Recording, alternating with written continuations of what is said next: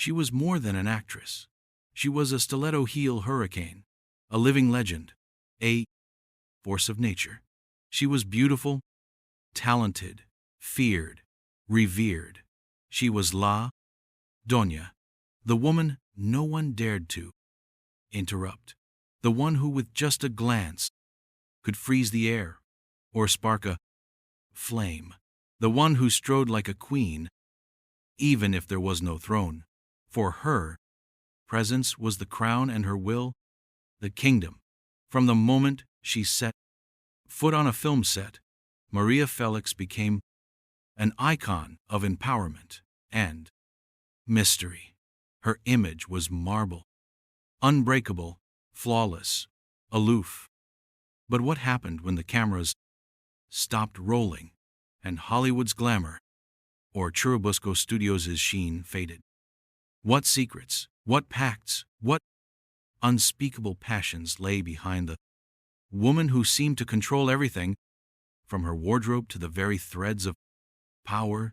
We won't talk about her filmography, her awards, or her famous lines that still echo in pop culture. Today we'll reveal what was never spoken aloud, what was only whispered in private salons, over brandy and knowing glances. Secrets, broken pacts that shook foundations, censored passions that burned in the dark, forbidden affairs that flouted every social norm, and yes, betrayals that marked an indomitable soul. Everything María Félix never wanted you to know, everything she guarded under 7 locks, comes to light today. And be warned, once you enter her darkness, once you uncover the truth behind the myth, you'll never see her the same way again. Leave your comment now. What do you think is La Doña's darkest, most fascinating side? Which legend intrigues you most? Your voice is key on this journey into the shadows. Between divinity and dread, María Félix was born unforgettable. From her first appearance in Mexican cinema, not only the country but the whole world understood she wasn't a conventional actress but a phenomenon, an untamable force of nature who didn't need nudity or scandal to scandalize. She did it simply by entering a grand room with a gesture, with a stare. Her mere existence defied the conventions of her era.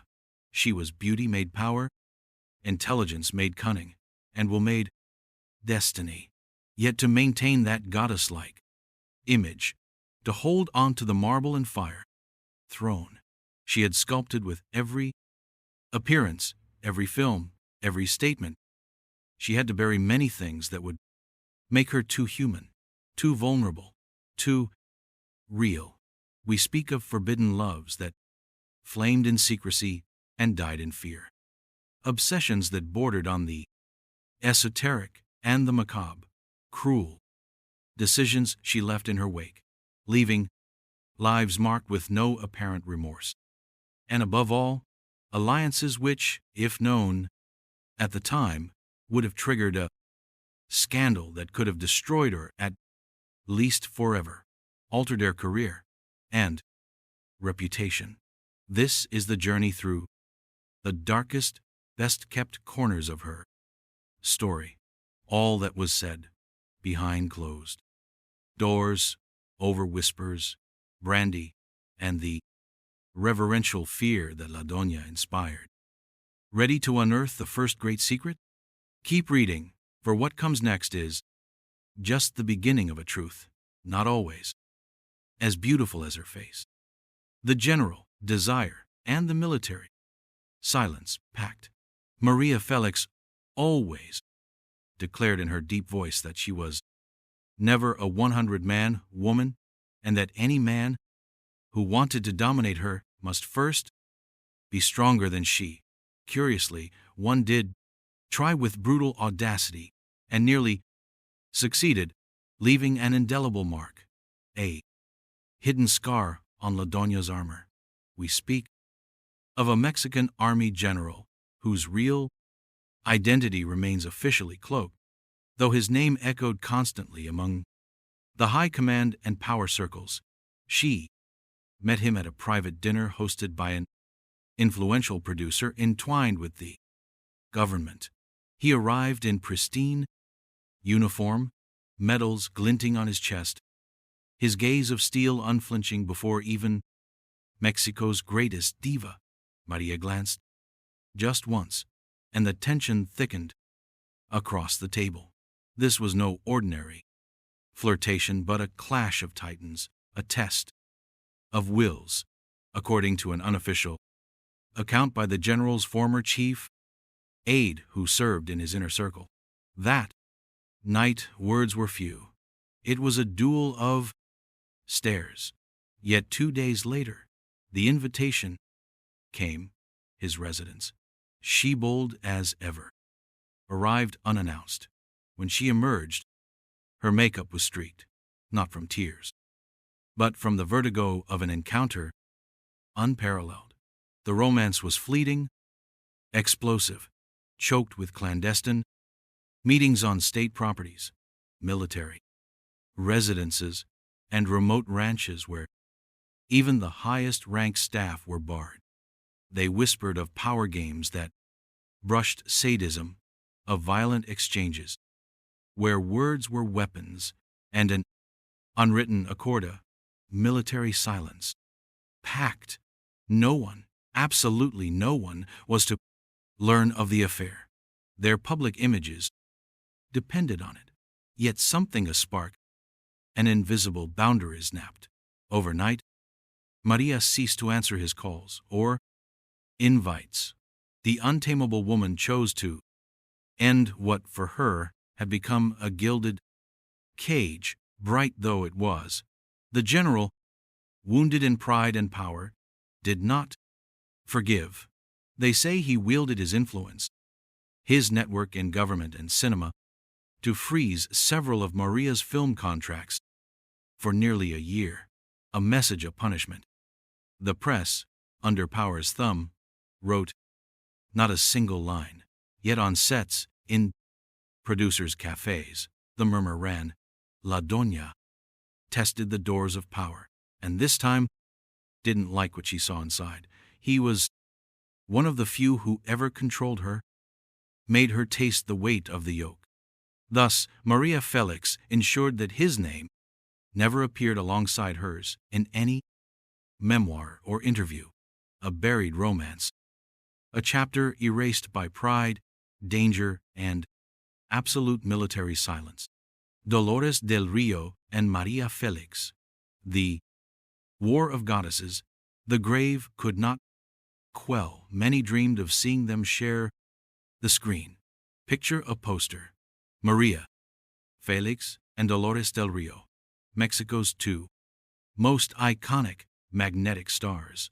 Flawless faces, overflowing talent, pure magnetism capable of paralyzing a nation.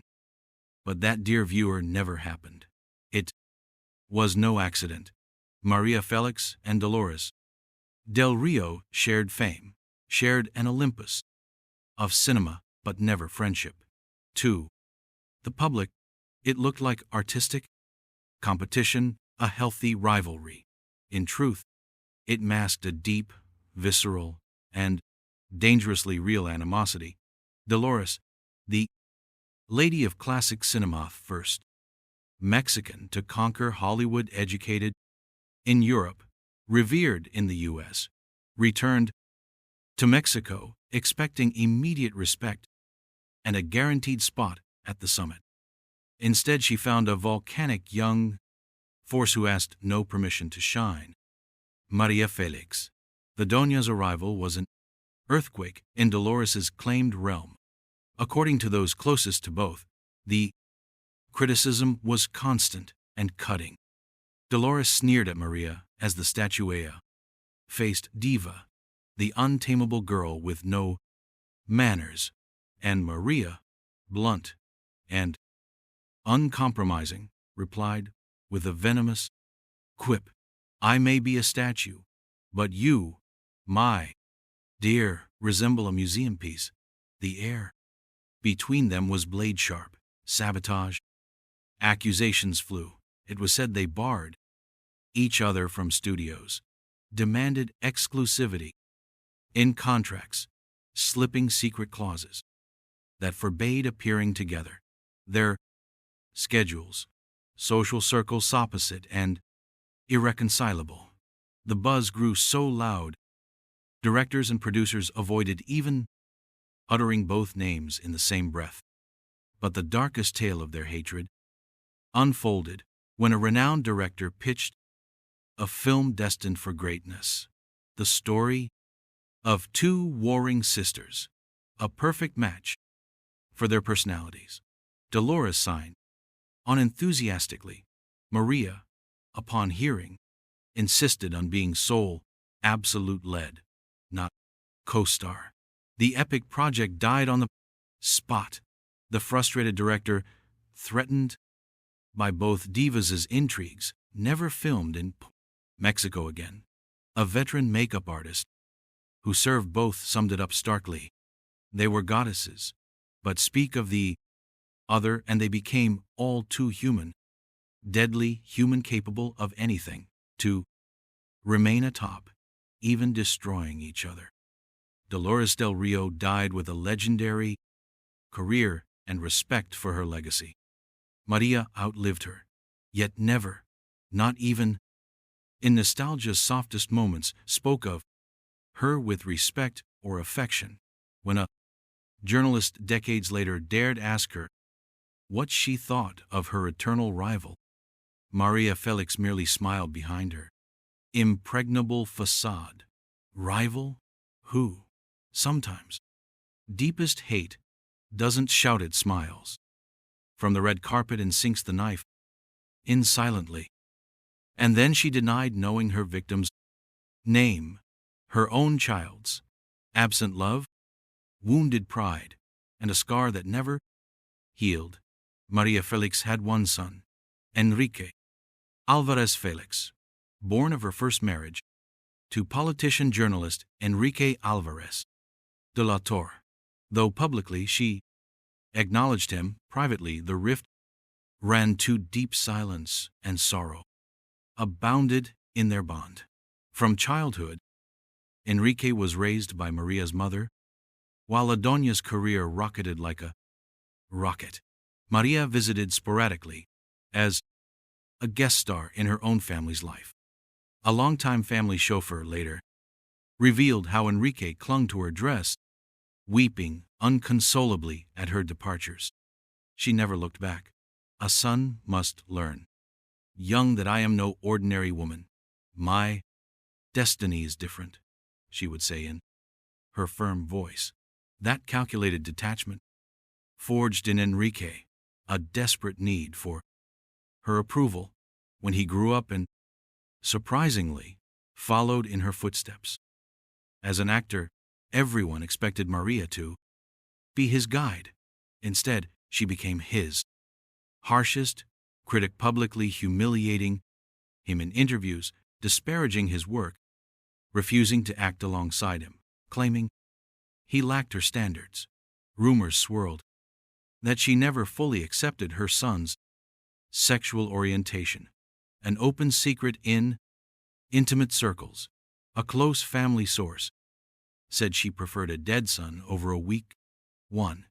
Enrique, despite adoring her, yearned ceaselessly for approval that never came.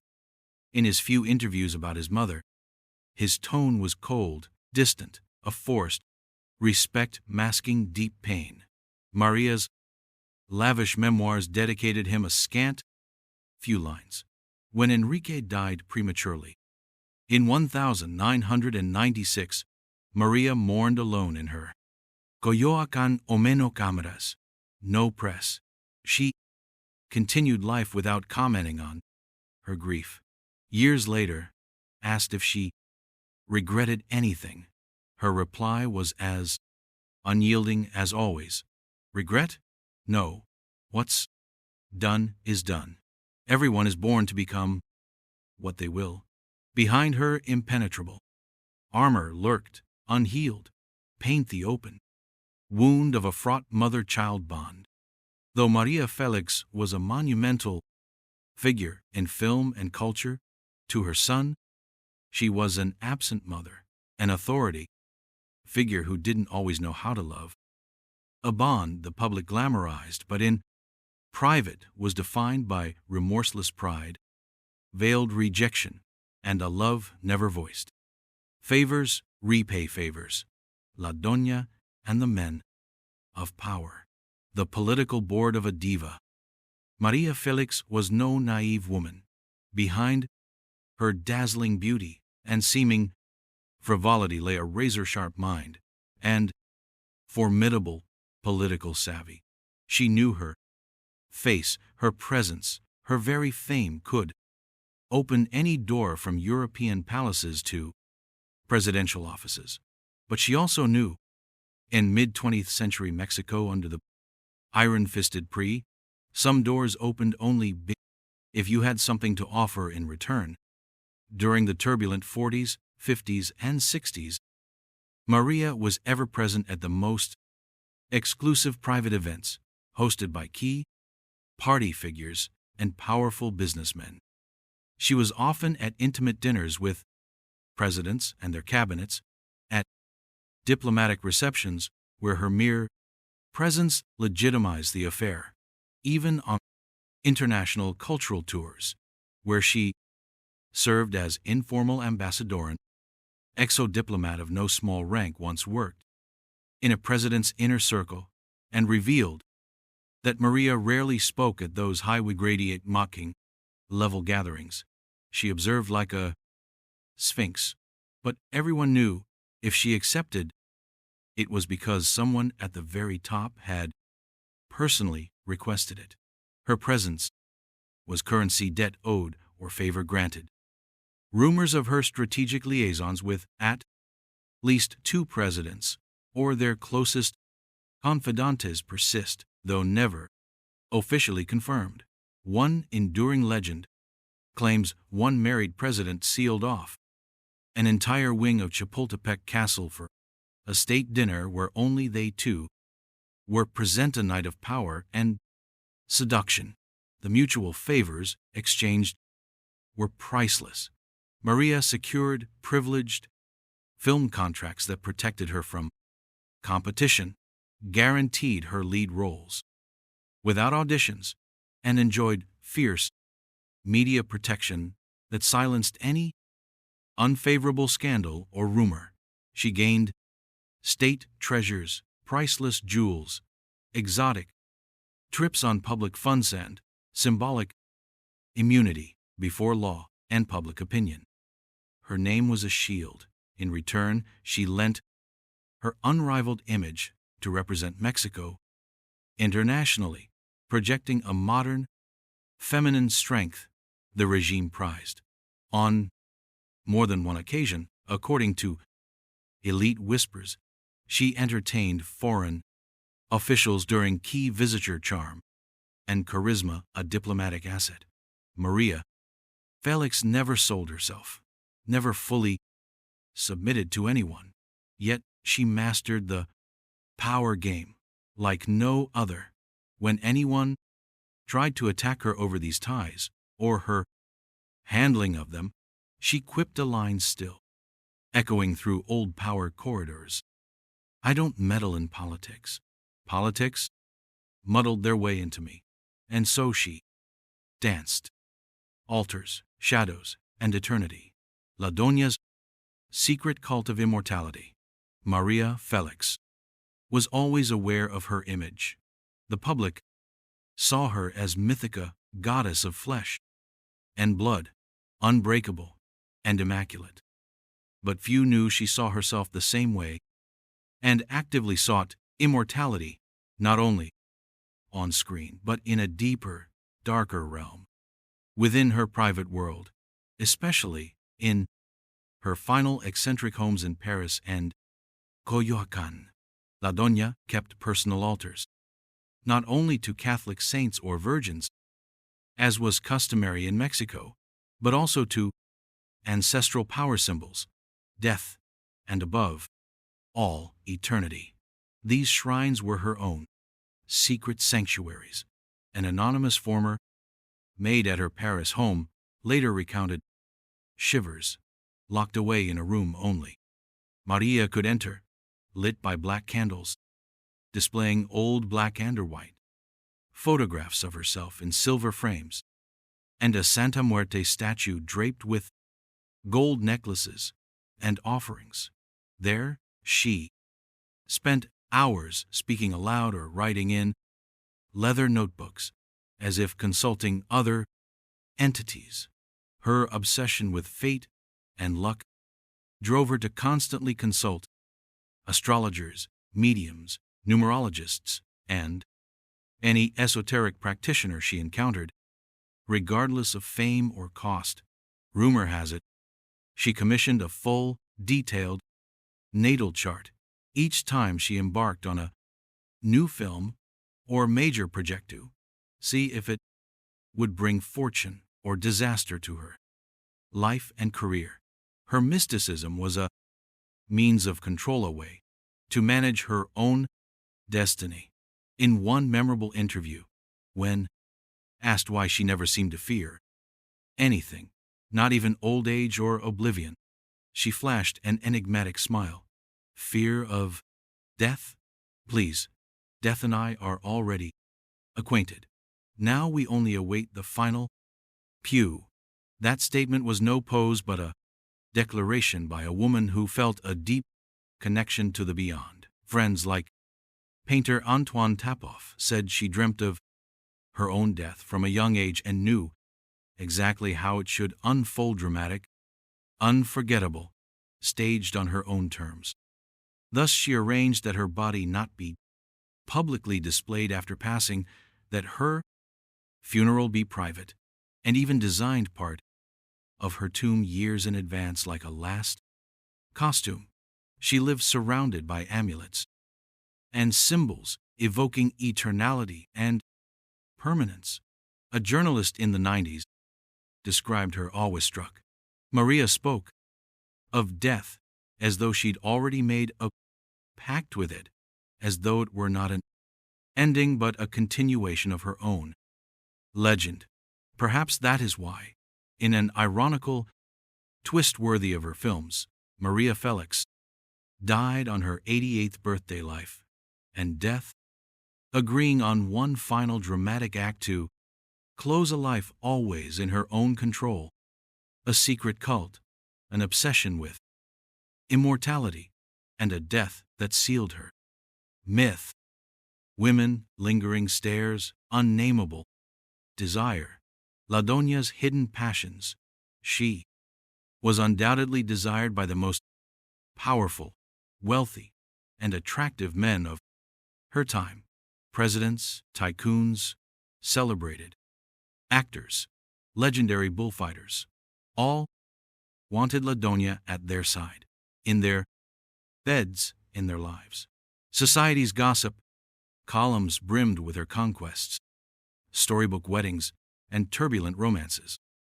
But what never saw print, what was never mentioned in official tributes or authorized biographies, was that some of her most intense, secretive, profound relationships were not with men but with other women actresses, bohemian authors, avant-garde dancers, eccentric fashion designers, powerful intellectuals who, like her, defied society's molds.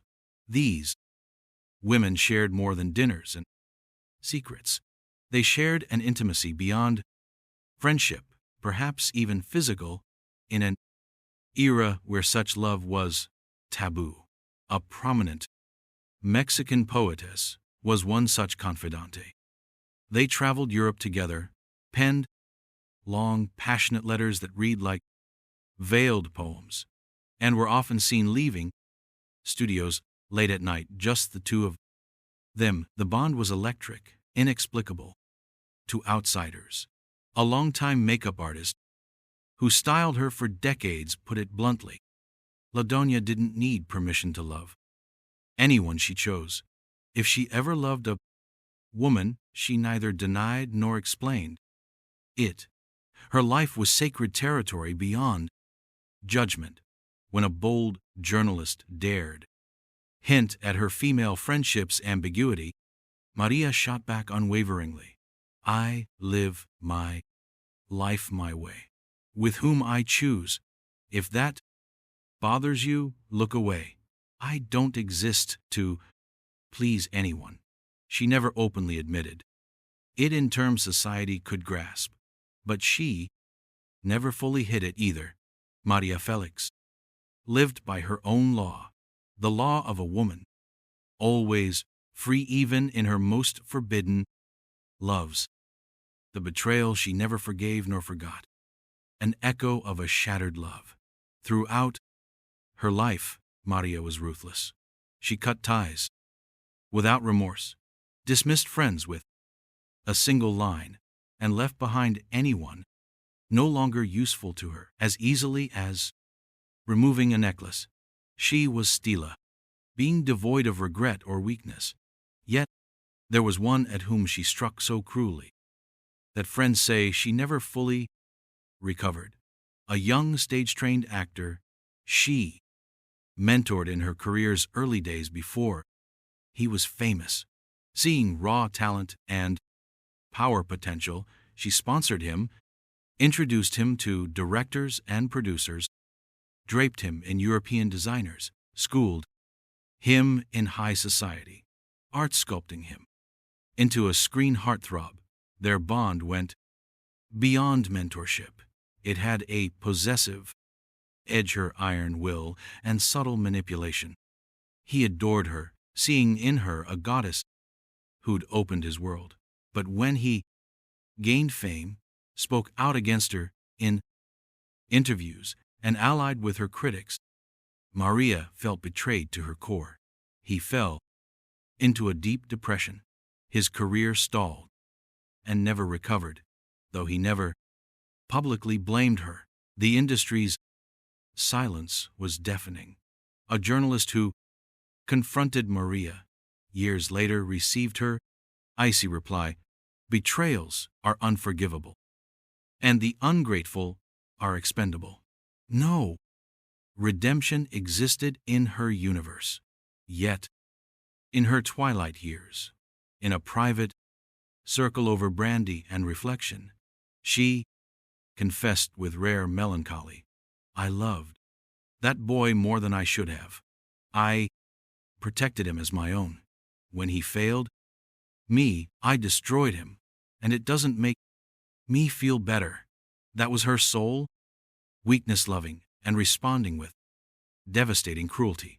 A tale of affection, power, wounded pride, and a wound she carried to her last breath.